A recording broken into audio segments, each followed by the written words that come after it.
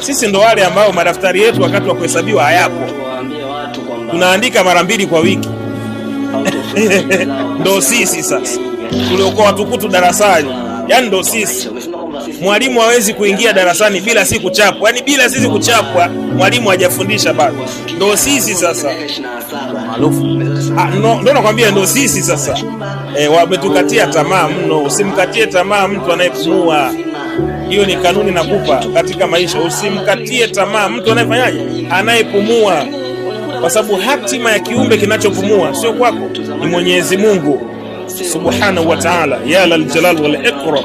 Huyo ndiye mwenye hatima ya kila kiumbe kinachofanyaje, kinachopumua. Kwa hiyo wametukatia tamaa, leo Mungu ametuinua, wametugeuza na majina, tunaua, tunatoa kafara, wachawi hao. Na wewe nenda karoge komwe kubwa, na roge na wewe kama koroga ni rahisi, katoe kafara kama nawe kutoa kafara ni rahisi, kajiunge kama kujiunga ni rahisi. Kwa hiyo watu waache midomo tu. Ukimwona mtu kapiga hatua, respect. Hata mimi namheshimu kweli mtu aliyejenga nyumba, namheshimu mno. Sasa wako wajumba zetu wamekufa bila kujenga. Mheshimu mtu aliyekaa na ndoa, huyu ni mke wake, kafikisha miaka 5, mheshimu. Tumeona ndoa Mlimani City pale, mwezi mmoja imekufa, ndoa ya milioni 200. Heshimu watu, heshimu vitu vya watu. Mheshimu mtu mwenye kiwanja, mheshimu mtu mwenye kazi, mheshimu mtu aliyosoma, na mheshimu pia asiyesoma. Yani wewe heshimu vitu, hautoharibikiwa. Sasa hao wanatukatia tamaa haraka, afiki popote, haendi popote. Kisa sina cheti cha form 4, kisa sina cheti cha darasa la 7, kisa sina cheti cha form 6. Haya, njoni mjenge ghorofa yangu sasa.